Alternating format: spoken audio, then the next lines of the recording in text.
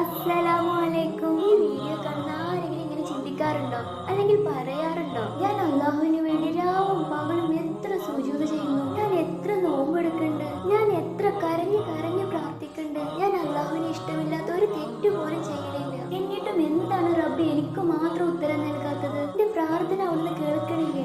എന്റെ കണ്ണീര് അവിടുന്ന് കാണണില്ലേ? വല്ലപ്പോഴും മാത്രം നിസ്കരിക്കണം, നോമ്പെടുക്കണം, തെറ്റ് മാത്രം ചെയ്തുകൊണ്ടിരിക്കണം. ആ അഹങ്കാരികളുടെ പ്രാർത്ഥന എത്ര പെട്ടെന്ന് അള്ളാഹു കേൾക്കുന്നത്. അവരുടെ ആഗ്രഹങ്ങൾ അവർ വിചാരിച്ച സമയത്ത് തന്നെ നടക്കുന്നുണ്ട്. അവർക്ക് എല്ലാ സൗകര്യങ്ങളും ഉണ്ട്. എന്ത് സന്തോഷമാണ് അവർക്ക്. ഈ ചിന്തകളൊക്കെ എപ്പോഴെങ്കിലും മനസ്സിൽ വന്നിട്ടുണ്ടെങ്കിൽ ഈ കാര്യങ്ങളൊന്ന് കേട്ട് നോക്കൂട്ടോ.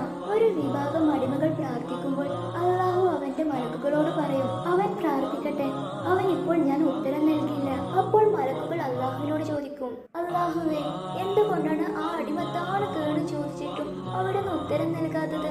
അപ്പോൾ അള്ളാഹു മലക്കുകളോട് പറയും, അവന്റെ ശബ്ദം എനിക്ക് വളരെ സന്തോഷം നൽകുന്നു, അവന്റെ ശബ്ദം കേൾക്കാൻ എനിക്ക് ഇഷ്ടമാണ്, അതുകൊണ്ട് അവൻ എന്നോട് ചോദിച്ചു കൊണ്ടേയിരിക്കട്ടെ. ഇങ്ങനെ അള്ളാഹു മലക്കുകളോട് പറയുമെന്ന് നബി സല്ലല്ലാഹു അലൈഹി വസല്ലം പറഞ്ഞിട്ടുണ്ട്. ഇനി അള്ളാഹു ഇഷ്ടമില്ലാത്ത, അള്ളാഹുവിൽ വിശ്വസിക്കാത്തൊരു മനുഷ്യൻ, അല്ലെങ്കിൽ അള്ളാഹുവിൽ വിശ്വസിക്കുന്നുണ്ട് പക്ഷെ അനുസരിക്കാത്തൊരു മനുഷ്യൻ, അവൻ പ്രാർത്ഥിക്കുമ്പോൾ അള്ളാഹു മലക്കുകളോട് പറയും, അവൻ ചോദിക്കുന്ന കാര്യം എത്രയും പെട്ടെന്ന് നടത്തി കൊടുക്കുക. മലക്കുകൾ അത്ഭുതപ്പെട്ടുകൊണ്ട് അള്ളാഹുവിനോട് ചോദിക്കും, അള്ളാഹുവേ, നിന്റെ സത്യവിശ്വാസികൾ നിന്റെ അരികെ കരങ്ങൾ ഉയർത്തി ചോദിച്ചപ്പോൾ നീ വീണ്ടും വീണ്ടും ദുആ ചെയ്യാൻ വേണ്ടി പറഞ്ഞു, പക്ഷെ ഇപ്പോ അവിടുന്ന് ഇഷ്ടമില്ലാത്തൊരു മനുഷ്യൻ നിന്നോട് കൈനീട്ടിയപ്പോൾ പെട്ടെന്ന് അവരുടെ ആഗ്രഹ സഫലീകരണത്തിന് വേണ്ടി ഞങ്ങളോട് ആജ്ഞാപിക്കുന്നു.